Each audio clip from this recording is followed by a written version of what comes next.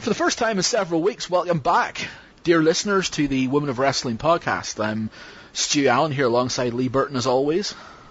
Yeah, it's been a nice 2 months. Not to say that we don't love being back, but it was just good to just sit back a little bit and try and get hold of a few new interviews. And boy, have we got an interview for you. Yes, we do. The former WWE Straight Edge Society member Serena Deeb is with us this evening on the show. This is an interview that pretty much everybody wanted, and an interview that we've got for you, the listeners, so hope you enjoy that one. That's coming up.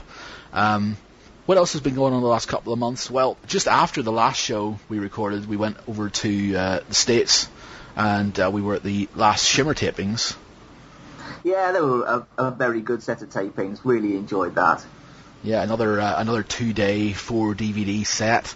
We managed to indoctrinate a new member of our little group over there who, and his name's Rob. He came over. He wasn't entirely sure what he was letting himself in for. He said to me before the shows that as far as he's concerned, wrestling shows should have 3 matches, an interval, and then 2 matches. And I said to him, you realise that you're going to see about 50 matches over the space of 2 days here. His heart sank. He was sore afraid. And by the end of the weekend, Rob, who's intending to go into WrestleMania next year, has already told us that he is absolutely 100% guaranteed coming back to the next Shimmer tapings. He was so impressed with the shows, so impressed with the atmosphere as well, and so impressed with the after party. Everything about the Shimmer weekend, everything that we've told you, the listeners, about what a Shimmer show is like, and every time we've told you that if you can possibly make it, get to a Shimmer show, Rob pretty much bore us out as far as that was concerned. Once you go once, you always want to go back. That's what we find. You've never seen a happier man at the after party. Rob was drinking shots with Awesome Kong. He was dancing with Madison Eagles. Rob had the time of his life, and for anybody, again, who's listened to this show who's not particularly familiar with Shimmer, because, we do talk a lot about Shimmer on the show, understandably, but there are a lot of people that listen to the show that are just really WWE and TNA fans. Do check it out. I mean, check it out on DVD, but really what you want to do is you want to check out that live experience as well. And that's the thing, isn't it? Because you can get the feel of it on a DVD, and there is a nice feeling to it. But the atmosphere of being there and just having it being so close to the action as opposed to being far away at a WWE show, if you've been to one of those, it's a much different feeling. And then having all the wrestlers being so accessible at the after party as well just creates a very unique atmosphere. Yeah, it's kind of like a reunion type thing. It's just really, really nice to see everybody. Because we've got friends from America now, and we're not talking about the wrestlers, we're talking about the fans. We've got people in America that we now call friends, and that we get to see on these Shimmer shows as well, and it's a really, really cool thing. But it's been a pretty big sort of couple of months for women's wrestling worldwide as well, and that's one thing that, again, we want to talk about, and we want to emphasise as much as possible.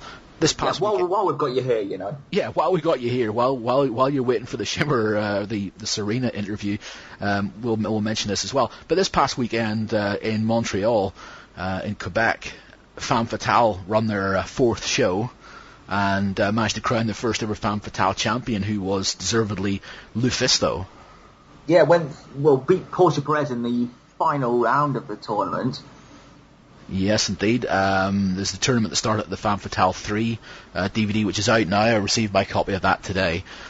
So check out Femme Fatale 3 and Femme Fatale 4 on DVD when it comes out to get the entirety of that tournament. They're going to be running again in 2011 with the first defense for Lufisto, which she defends against Ayako Hamada.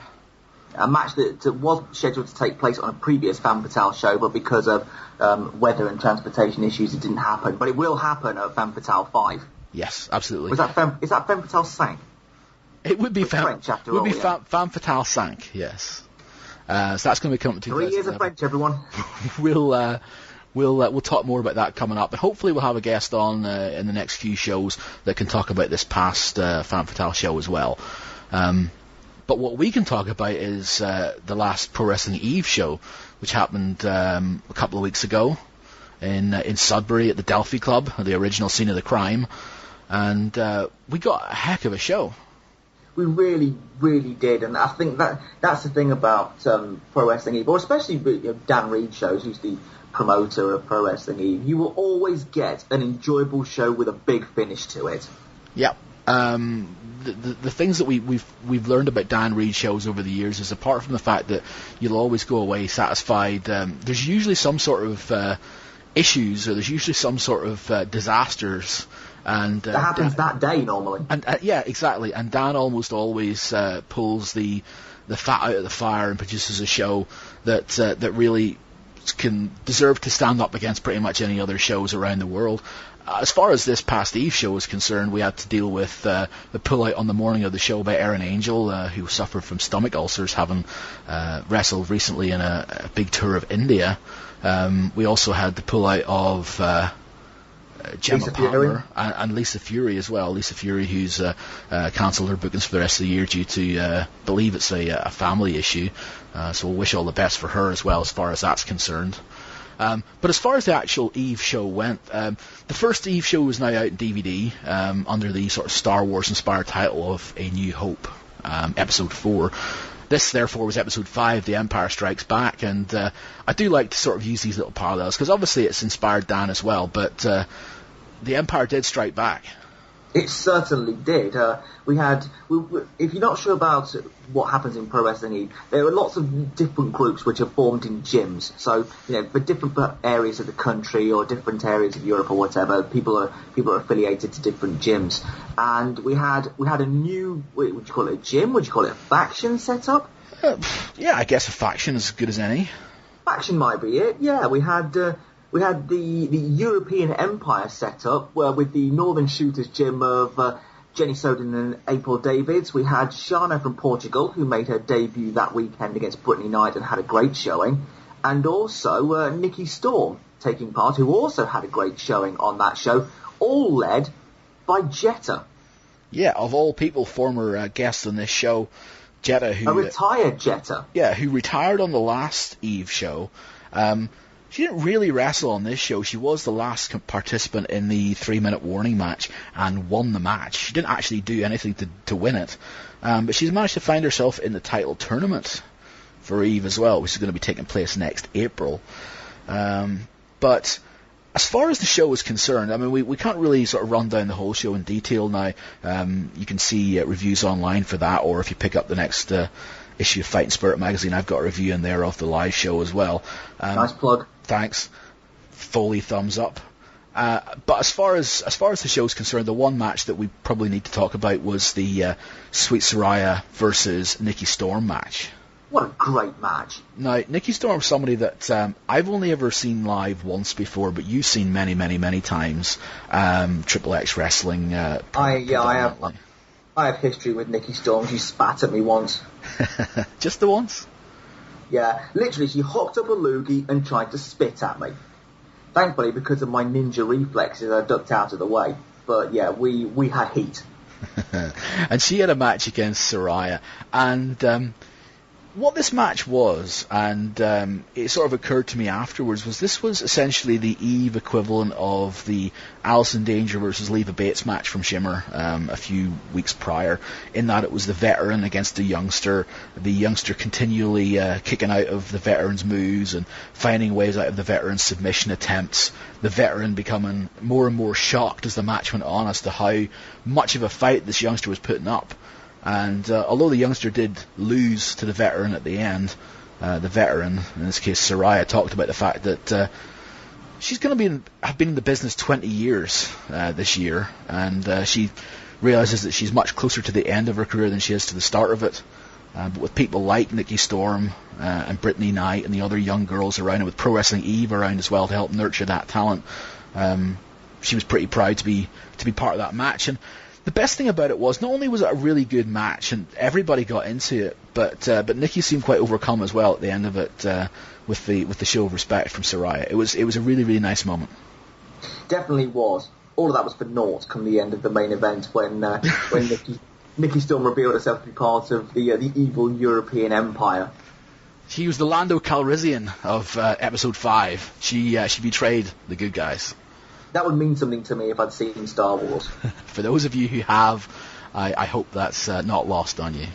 Yeah, but then also I was quite lucky to after the show had ended, managed to catch up with Nikki Storm just for a brief chat about herself and what she's looking forward to. Now, I just have to warn you, for anybody out there who's a little bit uncomfortable with accents, Nikki Storm is Scottish, and she did try and tone down the harsh Scottish accent that she has and try and soften it a little bit as well. So hopefully you'll be able to understand her. Unfortunately, we can't do subtitles because, it's a podcast.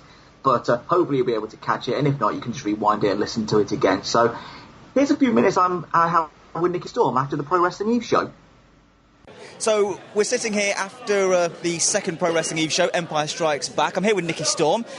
Nikki, this was, I guess we'd call this maybe your sort of coming-of-age event. I personally felt, I've been in this business for about 2 years now. I felt as though I had something to prove. I wasn't at the last Eve show. All the other girls came. The other girls made a great impression. They all did so well. But I felt tonight I needed to prove something. I needed to prove that I belonged. I belong in the ranks with Jetta and Sweet Soraya and Brittany tonight, and I just wanted to prove that. And whether I did or not, But, Sweet Soraya took me to the heights, and I think she really pushed me, and I'm more than happy to wrestle her again. Well, I think you had a great reaction from everybody, even though they didn't know you. I guess that must prove just how well you got. I was unknown? Well, amongst these guys, you were unknown. You hadn't been here before, like you said, and we didn't. Some people may have known about you, some people didn't. I know about you. I've seen you at Triple X Wrestling, but I guess it's pretty much an introduction for you for a lot of people. It's just really exciting. It's very unusual to have an all-girls show and having all these different girls that just each one brings different things to the table, and they all look so different and they all have different skills. They all have stuff they're really good at, and it's just it's just exciting. And I'm really looking forward to the upcoming Eve shows, and I'm just going to push myself as much as I can. Is this a good thing, the fact you've got so many different girls that you can work with? Because I guess, based in Scotland, there might be maybe a sort of pocket of girls you work with, and then you come work somewhere else and you got other people that you work with. But here, there's a large range. Definitely. The girls in Scotland, Sarah and Carmel are great workers. Love working with both of them. But, when you come down here, I have the chance to work with, Jetta, Sweet Soraya, Brittany Knight, girls who, I wouldn't have normally got the chance to work with. And, there's other girls, Rhea O'Reilly, I think she's great. I think she's going to be really, really good. Becky James, I got first time working with her tonight. Alpha female, scary, scary, scary lady. Definitely, it is good because I think you get more competitive, but that's not necessarily a bad thing. I think healthy competition is completely necessary. Definitely is, yeah. We had a very busy night. You wrestled Soraya. That was quite a long match. You're also involved in the 3-minute warning match and pretty much went coast to coast in it. So how are you feeling? Am I allowed to swear? Because absolutely, you can say whatever you like. I am absolutely fucked. I just want to die and curl up and die.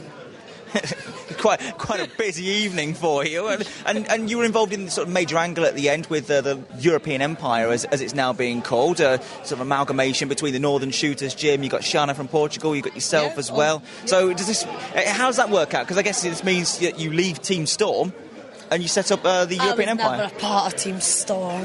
No, I'm excited about that angle. It'll be good to work with those girls. Again, all girls I've apart with the exception of Jetta, obviously. I haven't really worked with other girls, and I'm looking forward to seeing where it goes. I'm looking forward to seeing where all the Eve show goes, to be honest, because I just think it's an exciting concept, and it is quite revolutionary right now. So definitely, it's a good angle, and we'll see where it goes. Me and Jetta working together for once. It's pretty good to be thrown into a top line situation as well. You got Soraya as well, and everything with Soraya generally turns out to feel very, very real. Yeah, you can say that again. So we'll look out for you a bit more in the future as far as wrestling outside of Scotland, maybe further around in England. Definitely. I want to reach out to Europe. I want to reach out to places like France, Germany, and Belgium. It's hard to do when you're in Scotland, and it's a wee bit easier going to England, but when you try and branch out, it can be a wee bit difficult. I definitely, I really want to try going into places like Shimmer and stuff, but I'm just going to see where life takes me and just see what happens. But I'm willing to push myself, and I just want to get better and better. So, all right, Nikki Storm, thanks very much for your time. Thank you very much. I thoroughly enjoyed this talk, and I'm going to go and die. Well, there you go. Interesting chat there with Nikki Storm. yeah, it was one of those star-making performances for her. It's going to be very, very interesting to see now how she fits into the whole overall scheme of things as the next set of shows come up for Eve. Yeah, like she said there, she was hurting after that show. She wrestled that long match with Saraya. She wrestled pretty much all of the 3-minute warning main event as well. So she definitely earned some money on that night. Yeah, a big coming out performance for Nikki Storm. So again, anybody that's able to check her out, if you're up in Scotland or any of her intermittent performances down here in England, please do.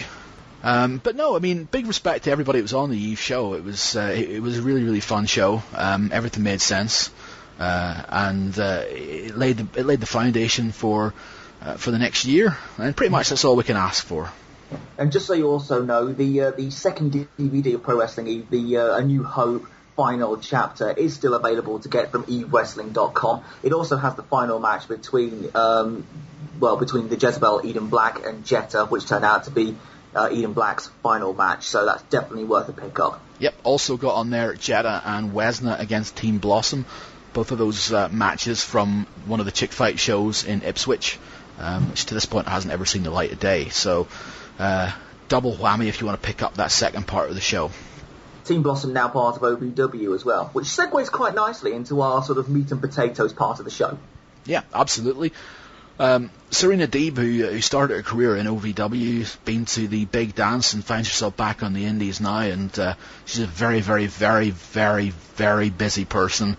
She got bookings basically up until the end of the year and into 2011, so we were very, very happy that she was able to agree to come on the show with us. So what we'll do is we'll play a little bit of music and we will be back with Serena Deeb. We are back then on the Women of Wrestling podcast with a really, really big guest. We're so pleased to welcome her to the show. Without a doubt, in our minds, one of the best female wrestlers plying her trade anywhere in the world these days. She is none other than who Matt Striker used to call the anti-diva herself, Serena Deeb. Welcome. Thank you very much. Yeah, welcome to the show. It's nice to have you.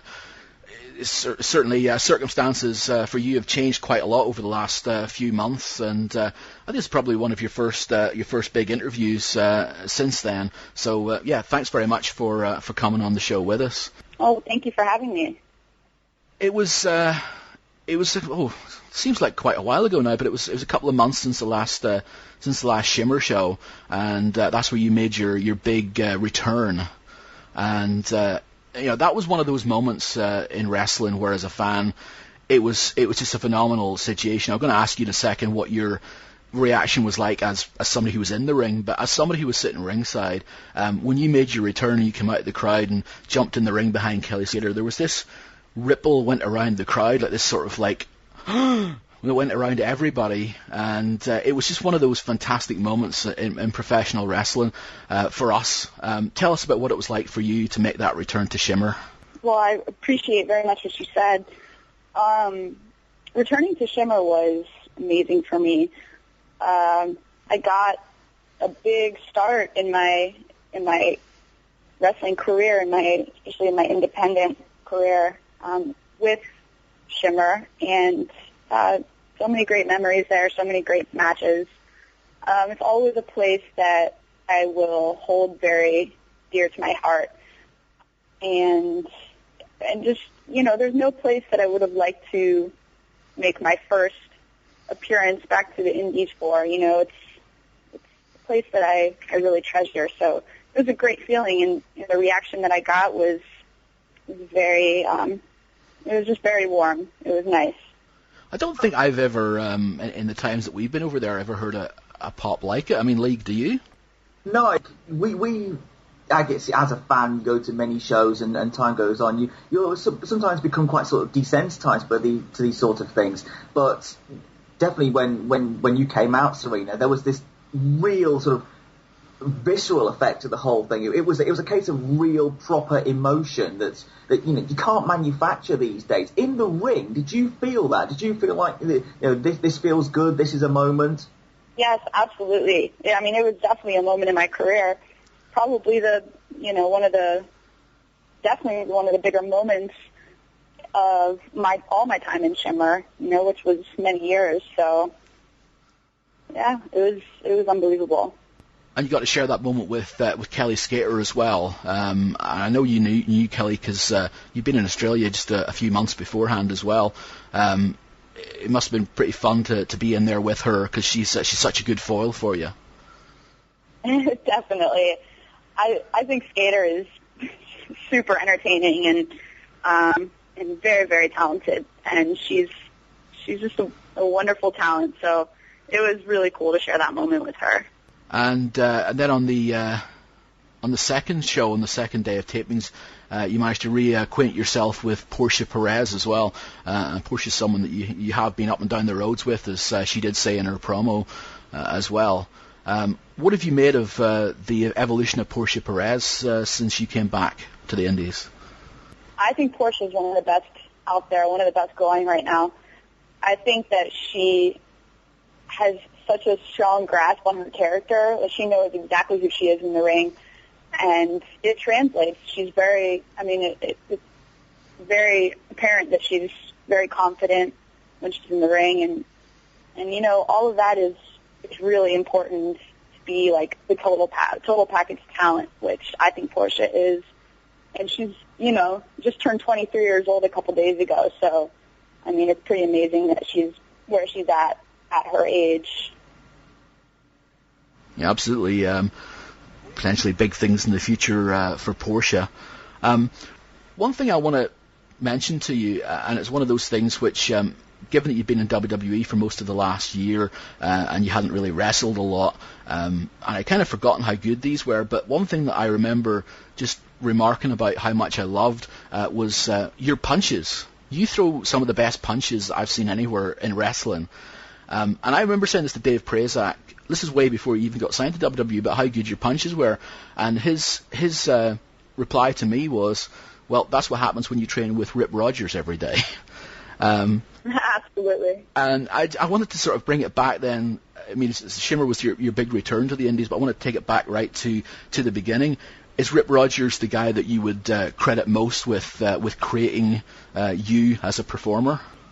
Well, that's kind of a hard question. I wouldn't say only Rip Rogers. I would equally credit just OVW as a whole institution. Danny Davis, who's the owner there, and following my training with Rip Rogers, I was very fortunate to train with Al Snow, who I consider a big part of my training as well. But just from a total beginner standpoint, someone that is just getting in the ring for the first time, I think Rip Rogers is, one of the best trainers out there. And a lot of guys and girls in the business right now in WWE and also TNA have been through training with Rip Rogers, and I think to set a good foundation for someone who's just starting out, I think he's the man. Have you got any sort of specific sort of stories about Rip Rogers? Because the Hustler, he's always seems to be such an interesting character, and there's a lot of people say he's a very interesting guy. You got any specific favorite stories about being part of his training classes? Well, some of the stories I probably can't speak about on the air because they're inappropriate. Because Rip Rogers definitely has the reputation of being pretty crude at times. That's all right. So are we. But I don't know. No real specifics come to mind, but his training was just always so full of energy. His classes, when I was training with him from the start, were 3 days a week for 3 hours at a time, and so they were long practices, and just his energy and his passion was felt through the whole thing. He would he would drag guys outside and demonstrate chops on them, and he would just get so into it. He loved to teach. That's the thing about Rip, is he loved to teach. So I don't really know. He was always it was always entertaining, always making everybody laugh because he was just so out there. He was a nut. WW was, I guess, we're talking about it now, is that it is a training facility, essentially. There are lots of different people go there from lots of different places to train. It was a sort of training facility for WWE a few years ago. You went there on your own dime, pretty much. Tell us a bit about that. Why OVW, and what sort of spurred you to go there and essentially pack up and move to where OVW was? I basically started doing research on wrestling schools when I was like 16. I knew that when I was old enough, when I was 18, that I was going to train somewhere, and it was just a question of where. And there were a few different places that I was considering, but what it ultimately came down to was that it was just my dream to work for WWE. And at the time, OVW was the official training center. So it was just kind of a no-brainer when I had to make the ultimate decision on where to go. And just seeing the list of stars that came out of that school is a testament to how great the training is and what type of talent that school has produced. So it just worked out that I was able to get accepted to college out there in that area so that I could get to the school, and everything just kind of fell into place. You mentioned about some of the names that came through OVW. At the time when you were there was quite a few names that eventually went on to become stars. You had Beth Phoenix, and you had ODB and other people like that as well, didn't you? Yes, there were a lot of very talented people that did go on that were there at the time. UK's own Katie Lee as well was over there, and you would have had some matches with her over the OVW Women's Championship. Yes, I still consider Katie Lee to be one of the best opponents I ever faced. We had some great matches during our time at OVW. And as far as some of the girls who were there who've I don't know, I guess disappeared off the map. I mean, do you keep in touch with any of them? I mean, have you any idea what some of the other girls are doing these days? Sure, I try to keep in touch with everybody that I've met over the years. And I definitely keep in touch with some of the girls, and most of them that kind of went their separate ways ended up doing something outside of the wrestling business. So everyone kind of went in a different avenue, but each his own. Yeah, absolutely. You worked for quite a while in OVW, as you say, on your own dime, hoping to get a WWE look and a WWE contract. How difficult was that? I mean, how often did people come down to assess people at OVW, and how close do you think you got to getting that before you eventually did get accepted? It was fairly often that they would send people down, once every few months or so.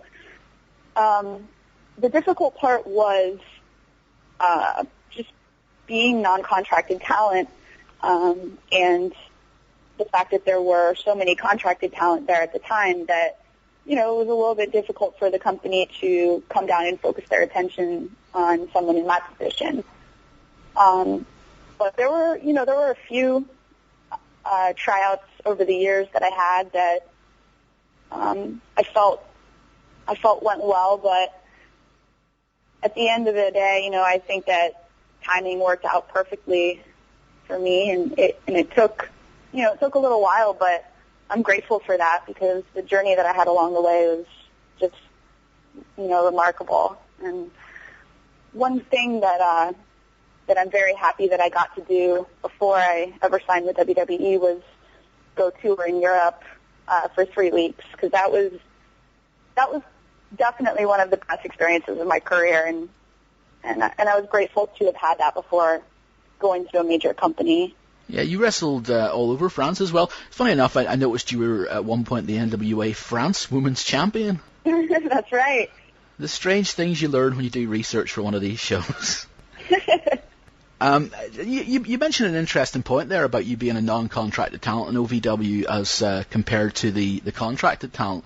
I'm not necessarily saying that there was intentional, but did you sometimes feel a bit like second class as far as OVW was concerned, that it was difficult for anybody to pay attention to you when you've got all these potential superstars working alongside you? I'm actually very, very fortunate at OVW. The people there, mainly, Rip Rogers, Al Snow, all the trainers there, actually saw a lot in me and pushed me as such. So I never really had to take the back burner because of being on contract, because I was always I was always wrestling regularly there, and it was great that my trainers believed so much in me. So that was definitely one of the best times in my life was wrestling there. And was Louisville then the first place that you first came into contact with a certain gentleman by the name of CM Punk? Yes, that was the first place. And I mean, funny enough, considering what eventually would happen between you two, and you would be linked up in WWE, he was kind of responsible for helping you get into Shimmer as well. I know Dave mentioned the story about how it was Punk, who was in OVW at the time, that said to Dave, "Hey, there's this girl called Serena in OVW who's really good. You should use in a Shimmer show." And he was sort of half responsible for helping you get in there as well. What were your first impressions of Punk, and did you guys immediately hit it off as buddies? Yeah, I think we did. Punk is, he's a private person, but the people that he considers friends, he's very good to. And I did hit it off with Punk right away, and he definitely was responsible for getting me my first look at Shimmer, which meant a lot to me. And being at Shimmer took me other places as well. So I owe a lot to him, and I attribute a lot of my early successes to just him helping me. Well, when you came to Shimmer, if we sort of jump to that time, it was still quite early on in the days of Shimmer, and as far as that was concerned, did you have any kind of idea that it was going to go the place it did, or did you think this is another place for me to be able to get my name out there and to get some more experience wrestling some different girls? A little bit of both. I knew how just widely recognized Shimmer was as a company, and it has grown even so much since then. When I got my start on Volume 5. But I did know the kinds of names that wrestled there, and it is definitely considered to be where the best women in the world wrestle. So I knew what it was, and I knew that going into it. And it was, I got to wrestle some of the girls who I consider to be the best in the world, and it's I don't know. I just think it's a great place for any girl that's trying to make it in the business, that takes this very seriously and loves to wrestle. Was there any difference in the fact that it was an all-women's promotion as opposed to somewhere like maybe OVW where you had the guys and the girls together? Is there a different kind of atmosphere, different kind of vibe with it being all women? Yeah, it was different. And in a good way. The locker room at Shimmer is just awesome. There's a really tight-knit group of girls who, we all love and respect each other very much. And the cool thing about Shimmer is that it doesn't run too often. So sometimes you're not seeing these people who are, your friends for months at a time. So it's always like a big reunion, It has great camaraderie. It's a wonderful locker room. Yeah, I think we see that as well as just part of the after parties as well. Shimmer does sort of tend to be like a bit of a reunion where everybody gets to see each other maybe only twice a year. Yeah, exactly.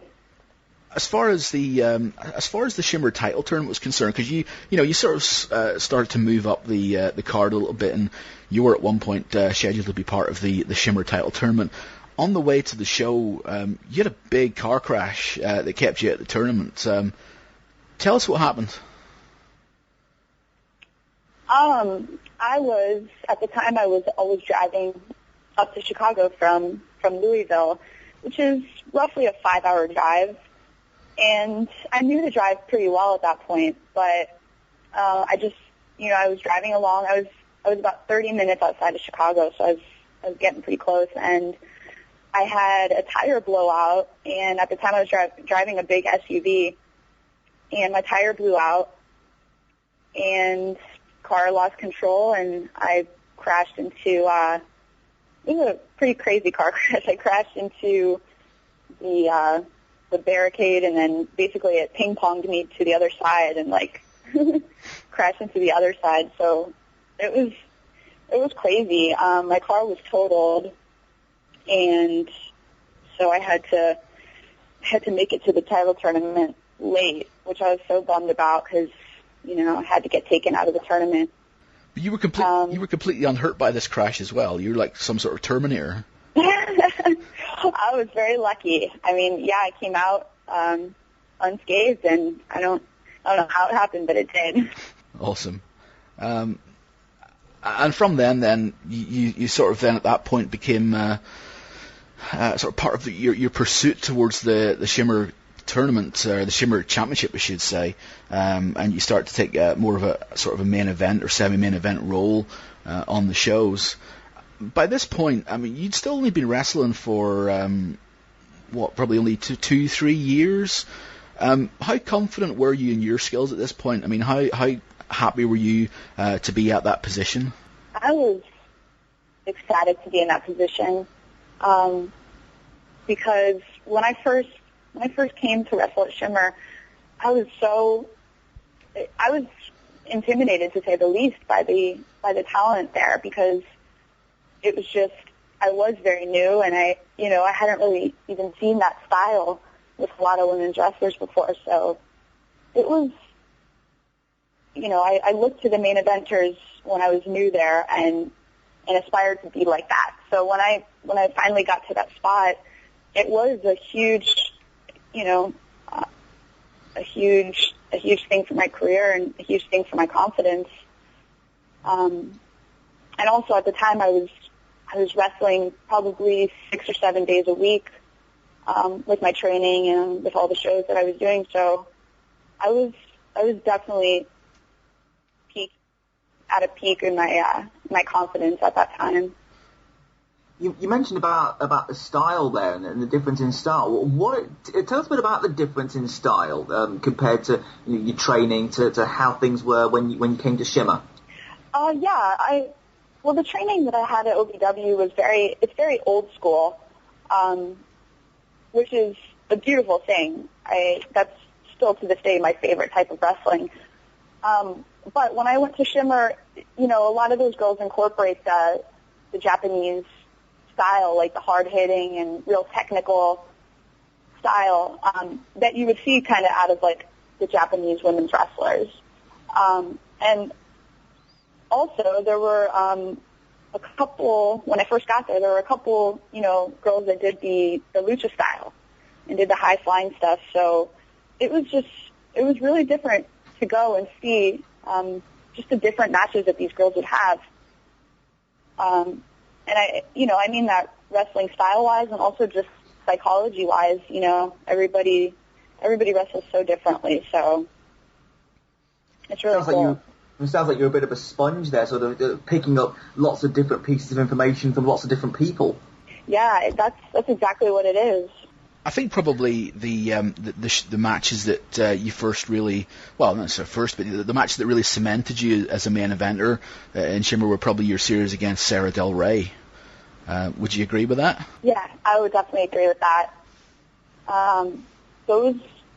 That series of matches is still to this day like the most fun I've ever had in a wrestling ring, and definitely my best matches ever.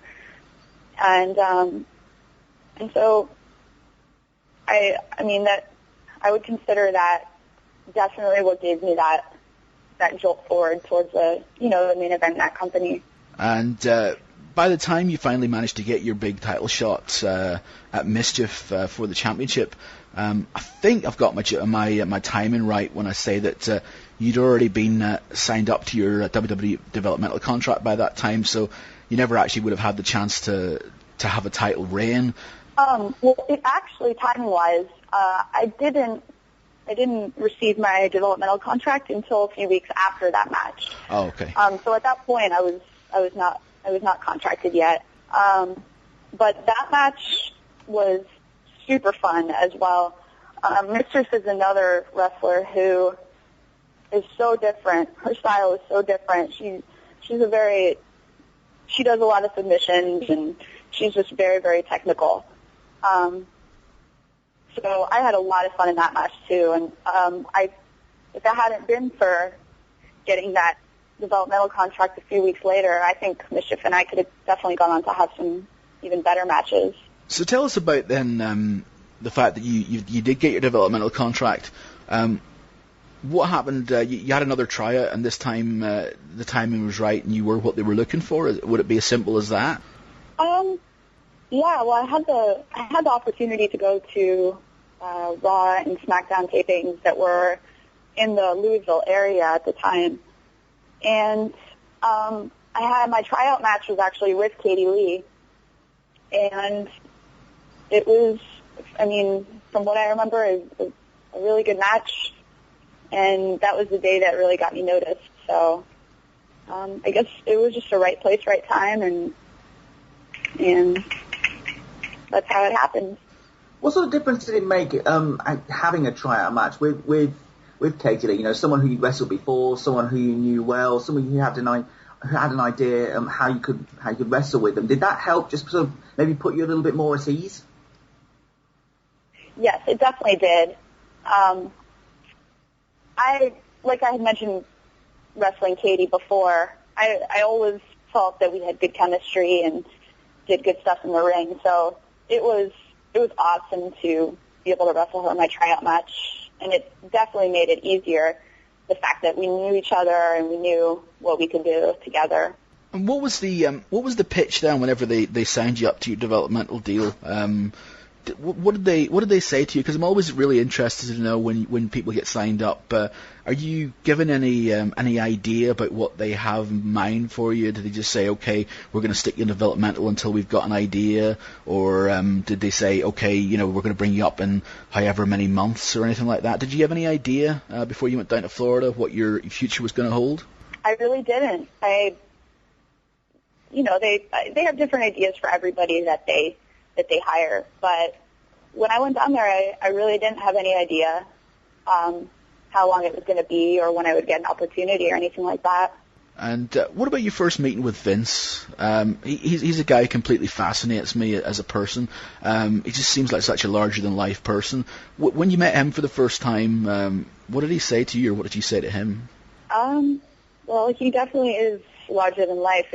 It's intimidating when you meet him or see him in person for the first time, because he just kind of exudes this aura, like this confidence about him, and he's the supreme businessman. So it's quite intimidating.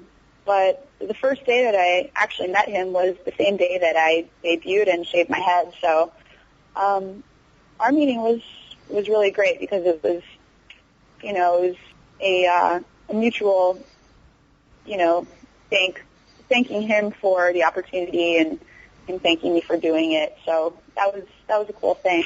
Well, we'll jump to the sort of proper WWE debut, but we wanted to ask you a little bit about when you were in Florida Championship Wrestling itself, because when you started out, or when you started wrestling some matches, you were sort of repackaged in sort of a mafia look, and you called Serena Mancini. Whose idea was that? That was my idea. That was a character that I had actually worked on with a friend of mine in Louisville, who was a writer and an acting coach, and we had worked on that character for a while. And that character actually stems from I'm a big fan of mafia films, Italian mafia films like Goodfellas and Godfather, and that type of genre. So I always wanted to emulate a character after the characters in those movies, and that's exactly what I tried to do with that. Then you sort of changed yourself to, was it Mia Mancini, was it? Yeah, Mia Mancini. Was that just to make yourself sound a little bit more Italian again? Yep. I think it worked. Yeah, that name, I had been asked to choose a different name because at the time they were renaming everybody, and that was a name that I always liked in it, and I think that it fit really well. What about your matches in FCW? What were they like? How did you know? I know it's probably quite difficult to critique yourself, but how did you think they went? I loved my time in FCW, and I have some matches from there that I definitely consider to be some of my favorites.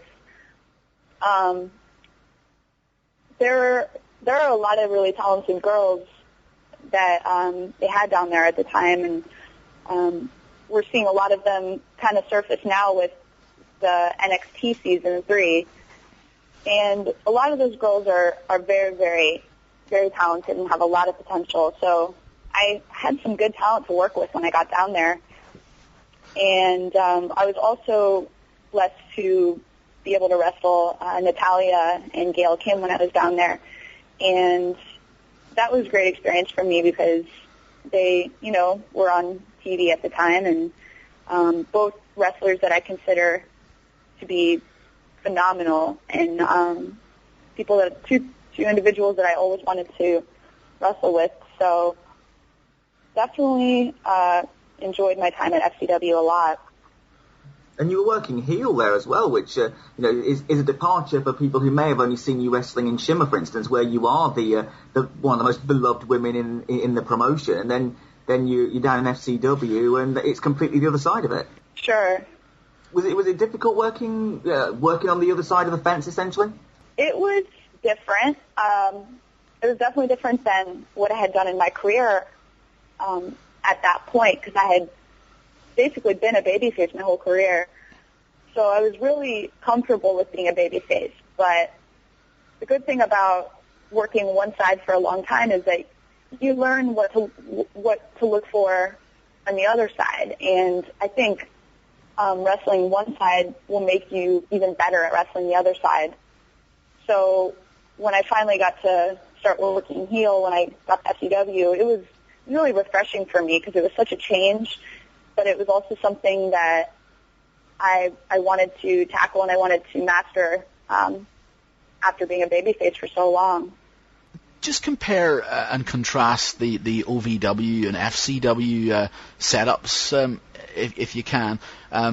Because one thing I know OVW always had, and you talked about the fact that you've been wrestling sort of 6 and 7 times a week with OVW because they had their loop and their TV every week and so on. Florida doesn't really seem to have, or at least they didn't seem to have much of a loop as far as regular shows are concerned. Did you actually get to wrestle an awful lot in Florida as compared to when you were in Louisville? I did, actually. Florida, I know had that struggle in the past with just becoming a territory and expanding. But once I made it to FCW, it was starting to change and it was starting to get a more packed schedule. So in comparing and contrasting the two, definitely now FCW has built itself into a territory, and they are wrestling, I think, Thursday, Friday, Saturday, almost every week. So it's definitely built up a lot. Okay, that's good. And yeah, you made a good point there when you said about the fact that there was quite a number of talents down there that are now showing up in NXT season 3, because you would have had a chance to work with the likes of Naomi and AJ and even Aksana as well. Have you managed to see much of NXT season 3? I haven't managed to see it too much, especially with it moved to .com, I think halfway through the season or so. Yeah.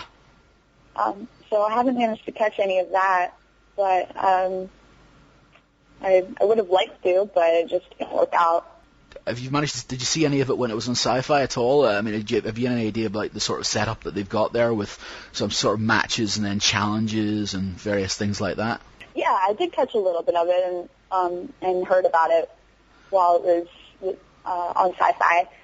And I think NXT is a really fun show because of just the different things that it does. Like, they'll have the contests and the competitions, but then they'll fill in the blanks with matches and promos and interviews, and it's just a well-rounded show. And I think it's also a good challenge for those girls to be out there with the pressure of being on live TV, and it's one chance, sink or swim. So I think it's a really cool idea. Pick me a winner. Who do you think should win? Who do I think should win? I'm going to go with Naomi. Okay. She certainly seems to be the most athletic of the bunch. She's super athletic. I actually had definitely my favorite match down in FCW with Naomi, and she's very, very talented. I think she's going to go very far. An interesting point to mention, and Lee and I were discussing this off air before we give you a call, but I mean, obviously you were the person who agreed to shave their head and get that spot on SmackDown, but had you not agreed to shave your head, there's probably a fairly good chance you would have been part of NXT Season 3. How do you think you would have coped with that? It would have been a very different route for me. I think that I would have done well on that show because a lot of the challenges that they give to the girls are challenges that we were faced with in FCW as well. And I think it's obvious who the more prepared ones are, and it's cool. I think it would have been cool to do NXT. So wait, they did musical chairs in FCW? No, not musical chairs. Okay. I did do that in OVW one time. Really? Well, we need to hear this story right now. Actually, I think we did that a few times in OVW. We actually did a series called what was it called, actually? The Diva Olympics. Oh, that's right. And it lasted for a summer at OVW when we were running the Six Flags shows.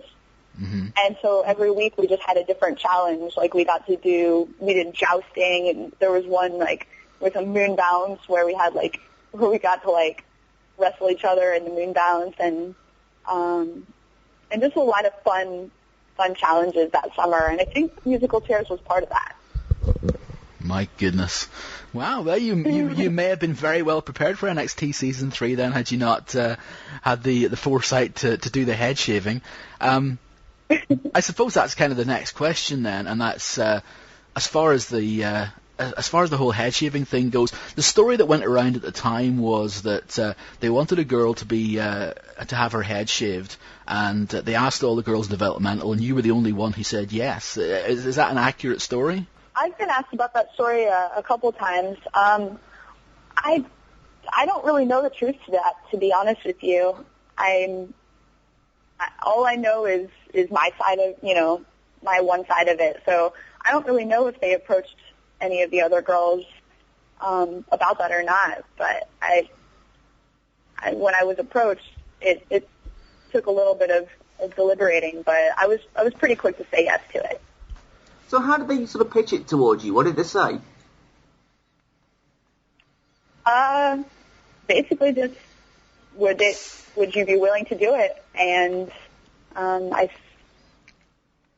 like I said, I thought about it, of course, because I had really long hair at the time, but it wasn't even a question. When you're given that opportunity, something that you've always wanted, you would say yes.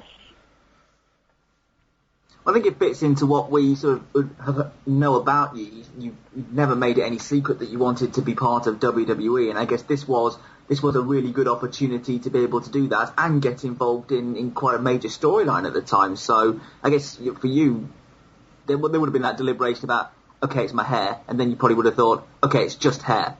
Yeah, exactly. Well, something that I always heard was if Vince McMahon would do it, then you as an employee should do it. And, you know, Vince would do just about anything from what we've seen over the years. And you just have to be willing to do anything, because they could ask the craziest thing of you, but have to just approach it with an open mind. Well, he did shave his head, so I guess that kind of sets the standard. Sure, exactly. When they came to you and told you about this idea for the head shaving, was it always the intention that you would then join with Punk as part of the society, or was it something that they decided after you'd done it and you'd done so well in the angle that they decided to keep you on as a member of the group? Well, it was after, actually, that the position of the group was solidified. They wanted to, at the time they were doing the head shavings every week or pretty often, so it was becoming, it was conditioning the crowd that what to expect. But I think when they decided to do it with a girl, it was just so different than all the male ones that they had done before that. And they were very pleased with the outcome. So that's pretty much what got me in there. Let's get an idea of the reaction directly afterwards when you come off TV and you get backstage, and for the first time you get a chance to look at yourself with your shaved head, and you've probably got people coming up to you and talking to you. Can you remember anything about that, or is that just all a big buzz in your head? It's funny because I remember that night more clear than most things, because it was just such an amazing feeling.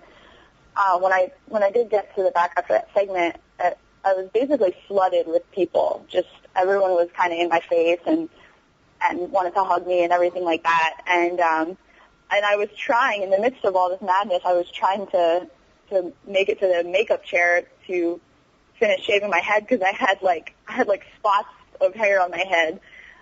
So I looked really funny. I was just trying to make it there so I could shave the rest of it. But when I finally got there and the makeup artist shaved the rest of it off and they held up a mirror, it was pretty crazy to see myself like that.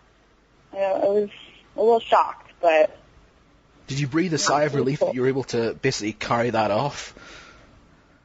Absolutely. That was probably the most nervous I had ever been at that point, getting ready to go out there. And so it was a sigh of relief, for sure.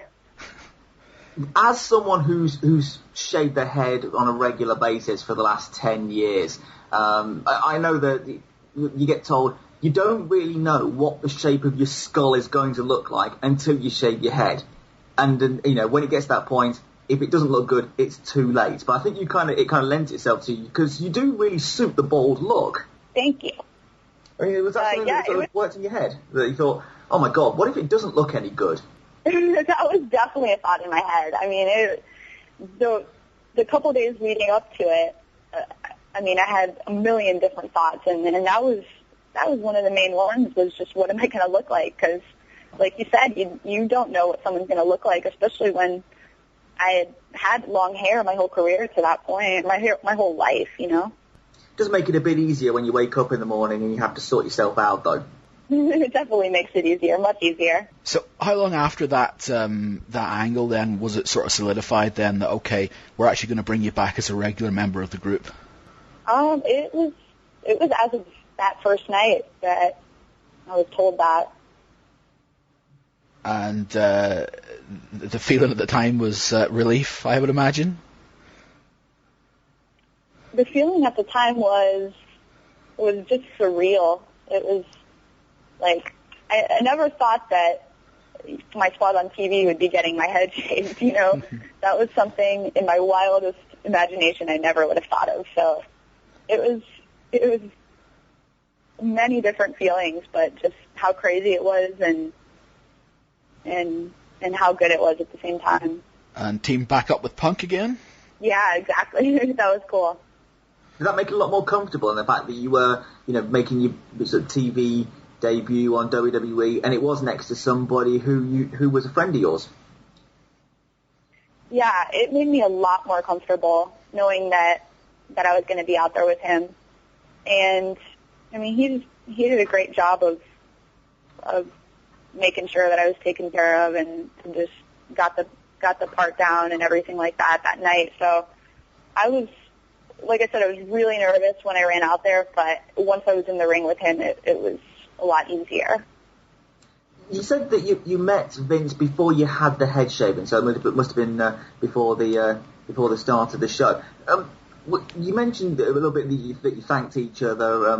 You thanked him for the opportunity. He's thanking you for making this kind of sacrifice. But what was there anything else in the conversation that you can remember, or is it just you thinking about what you're going to be doing later that night? He just kind of instructed me on what they were looking for with that segment and what he wanted out of it, how he wanted me to be. And so it was definitely, the meeting with him had its business aspects as well, because he was very passionate about that segment going well. So that was a part of it. And then, just like I said, the gratitude to him for giving me the opportunity, to prove myself. Now, the thing that a lot of fans of yours and people who've followed your career up to that point would have been sort of, I guess, slightly disappointed about was the fact that much of your time in the Straight Edge Society was spent just as being basically a part of the group and not necessarily as a wrestler. How was that for you to just then to wanting to be a wrestler and then basically being told, okay, we're not going to put you in the ring, you're just going to basically be a manager? Was that a difficult adjustment to make? It was a little bit, because I was always hoping to get a shot to wrestle. So I always had that in the back of my mind. But at the time, I was also still doing FCW every week, and they were giving me the opportunity to wrestle every week. So I was still getting my conditioning and my training in. So it was nice for me to have that outlet. You still had somewhere to scratch your wrestling itch, basically. Yes, it's still itching big time. I'm kind of bummed that I never got the opportunity. Well, just that one match, but never really had the opportunity to show my in-ring talent up, on TV up there. So on the flip side, though, about 6 weeks after your debut, you're ending up at WrestleMania. Yes, that was pretty crazy.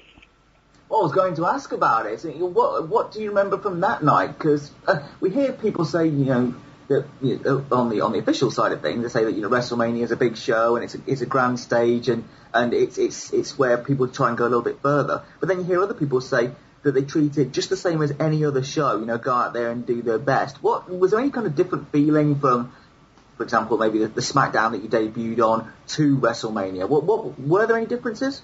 There definitely were. I think it just depends on the person, but as someone who's a wrestling fan my whole life from a very young age, you always kind of put WrestleMania on a pedestal. It's like the Super Bowl. So to be a part of WrestleMania to me was the biggest thing I could have done there. And then the venue in Arizona that they had WrestleMania at it was a really cool place, and there were 72 or so thousand people in attendance that night. So the roar of that crowd was it was really different than a SmackDown, a normal SmackDown taping, The one thing that you did get, though, from being part of the society, even in a non-wrestling capacity, is you basically got to see the world as well. Where were your favourite places to go then, as part of the big WWE machine? I think my favorite places would be California. I always have fun in California. San Francisco is really cool, and San Diego. And I always like going to New York, too. It's one of my favorite places to go.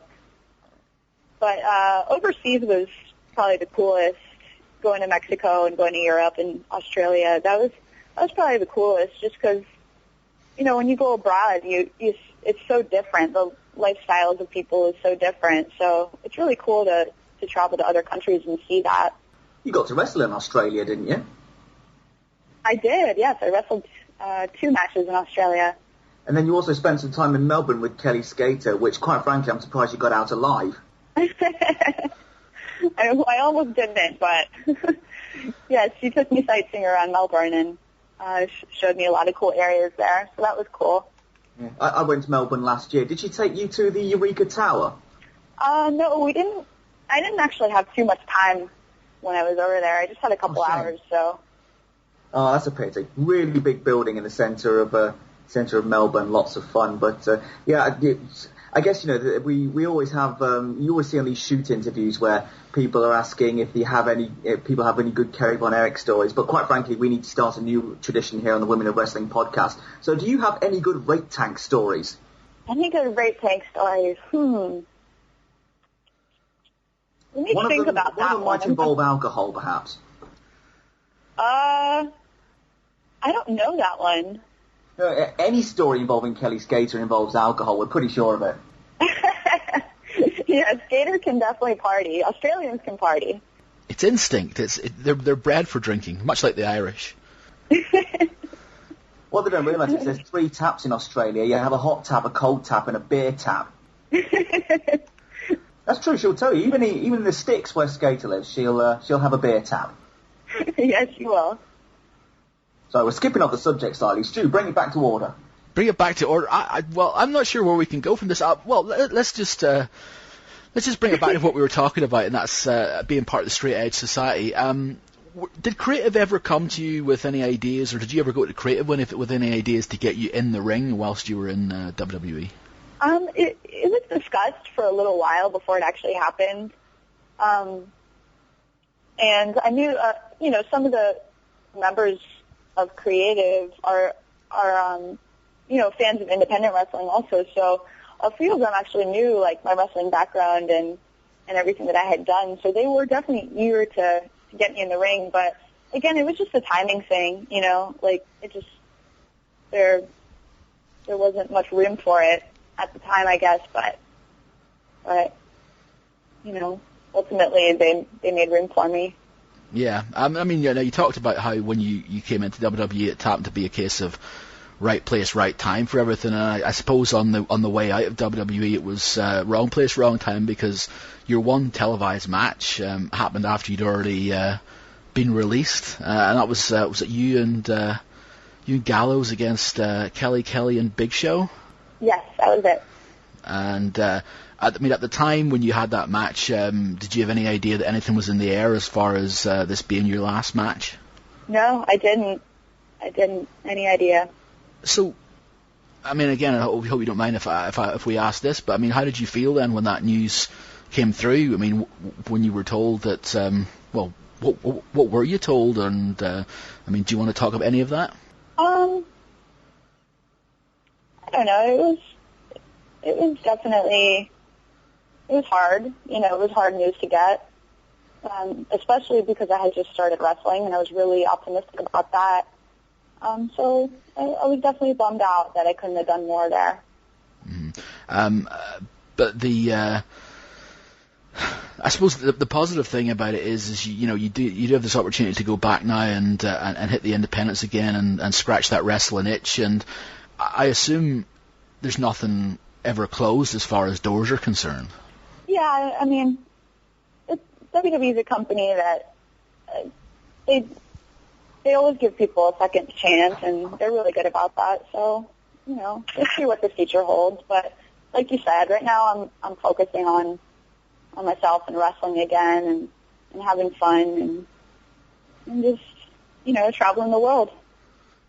And at least as of last time we saw you, you were still rocking the short hair look. Is that staying for the foreseeable?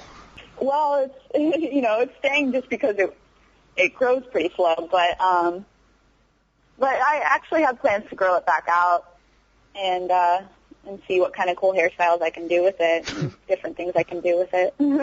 Well, Nikki Rocks is probably the person who you need to speak to with that one, seeing as she had a hair shave. She's had a lot of good hairstyles since she's been growing it back. Yeah, she's done some cool stuff with her hair. I think Nikki's awesome. Just wanted to ask you a little bit about your return to Shimmer, because we've talked about the feeling when you're in the ring, but we spoke to Dave Prazak just before the Shimmer tapings, and he was quite cagey about the whole situation. But what was the situations and the circumstances behind you coming back to Shimmer? How long in advance did you know that you'd be taking that booking and you'd be there? For this last taping? Yeah. It was very last minute actually, because it came so quickly after my release, and I didn't have any plans to do it at that point, but then it was just perfect timing for just a few weeks after my release, and I felt it was special to be the first thing that I did after my release. So, it was pretty quick. I mean, I think I agreed to do the show like maybe a week beforehand or a week and a half beforehand. So it was pretty quick. And since then as well, you've been pretty busy. From what I can see, you've been wrestling quite a lot. Yeah, I've been wrestling in the past couple weekends in New Hampshire, California, New Jersey, and I'm headed to Michigan this weekend. So my schedule's staying really busy at this point. What have fans been saying to you then about your return? Have they been supportive of what you've been doing? Yes, absolutely. The fans have been amazing and so supportive every step of the way. So I'm really grateful for that. You seem to have a lot of attention at the Shimmer after party as well. Lots of people coming up and giving you support there as well. Yeah, definitely. The Shimmer fans are so loyal, and they're so special because just the support that they give us as athletes is really cool. So it's always nice to see those faces. And as far as upcoming bookings are concerned, I know one of your most high-profile upcoming bookings is concerned is your return to pay-per-view. All right, admittedly it's on the internet rather than big pay-per-view, but on Go Fight Live on the 6th of November, you're going to be part of the big WSU show at Union City, New Jersey, I think, isn't it? Yes. What we got coming up on that? It's going to be you against Tracy Brooks, I believe. Yes, Tracy Brooks. Do you know Tracy well? I do. We were friends in Louisville when she lived there, and kept in touch along the years. She's another great person. I suppose one thing about this return to the Indies is you do get a chance to catch up with a lot of people that you may have lost contact with in the last few years. Absolutely. I did make a point, even when I moved down to Florida and away from a lot of people, I made a point to keep in touch with people that I consider to be good friends. So, but it has been really cool to reunite with faces that I hadn't seen and talked to in a while. Okay, and for people who do want to check that out, if you want to go to gofightlive.com, check out the details on there, the ordering information. It's going to be live on the 6th of November. I think it's $10. I haven't actually ordered anything off Go Fight Live before, but I might check that out. Hopefully it should run according to plan. Another one you got coming up, and I want to bring this up only because it's a promotion that Lee and I have both gone to see in Chicago's area. Oh yes. And that's one of our favourites, POW Entertainment, on the 13th of November. They're going to be running the Odeon in Chicago, and they've got a big show on there where you're going to be part of a 6-woman tag match. But the show features the return of Demolition. I'm so excited about this. Yeah, that's going to be awesome. And the Odeon is like a very historic venue, so it's going to be really awesome to wrestle there. It'll be a big opportunity for POW as well, because it's going to be a big step up as far as the size of venue is concerned as well. So we'll certainly wish them all the best for that. But the show's also got Mr. Anderson from TNA, and it's got the franchise Shane Douglas on there as well as all the regular POW people. So if you're within the Chicagoland area, check that out at the Odeon on the 13th of November. As far as bookings is concerned, presumably, given that you're fresh off international TV, bookings are coming thick and fast at the minute. Yeah, they definitely are. I was lucky to still have some old contacts that I met along the years, so I was able to get the next couple of months booked up pretty quickly, which is always a good thing. And as far as 2011 is concerned, this is such an open-ended question, but I have to ask it in the sort of vague terms that I can. But what does 2011 hold as far as Serena Deeb is concerned? 2011, I would like to get overseas again for sure and wrestle in more countries because that was the most fun experience for me so far. And at the top of my list is definitely Japan. I think wrestling over there would be just awesome. That's something I've always wanted to do, and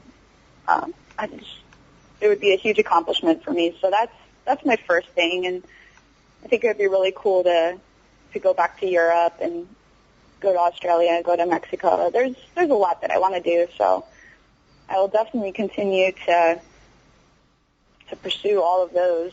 As far as international talent goes, and you were saying about going to Japan and so on, what did you make of the Japanese girls who are now regulars with Shimmer? They are awesome. They're so talented. Those girls can do things physically that that a lot of athletes can't do, and I know the training over there is very extensive and very, very difficult. So it definitely shows through in their work. They're very, very athletic. But perhaps through that you've maybe got a contact as far as Japan's concerned. If you do want to get over there in 2011, hopefully. Yeah, I'm working on that now. I have a couple of contacts. I know it's a little bit hard to get over there as a female, and a male too. It's not easy, but definitely looking at a few options right now. Okay. And I have to ask the question as well. What about TNA as a potential? I'm not really. I guess not really at liberty to talk about that right now. But I think it's cool what's happening over there right now. The knockouts division seems to be on the rise again, so it's cool. We'll see what happens in the future. You did work there once before, didn't you? When you did the Kong challenge a couple of years ago. Yeah, I did the Kong challenge on a pay-per-view in Memphis, their Slammiversary pay-per-view, and had a lot of fun with that. Kong's another wrestler that I think very highly of. As do we all. Definitely. Okay, well, as I say, I mean, I know it's difficult talking about 2011 things because at the minute, I think I get the impression, and I assume you feel the same way, that the world is your oyster as far as opportunities are concerned. So I suppose there's nothing else as far as 2011 that we can do other than wish you all the best as far as those plans are concerned, and hopefully 2011 is every bit as entertaining as 2010, or every bit as exciting as 2010 was. Thank you. I appreciate that. Lee, anything else? No, nothing that you haven't said really, Stu. I mean, Serena, it was great to see you back at Shimmer. It's great to see you've got such interest as well, and you've got a lot of people who are really clamouring for your attention at the moment. So I think I wish you all the best for the next 12 months. I don't think you're going to have any problems at all. Thank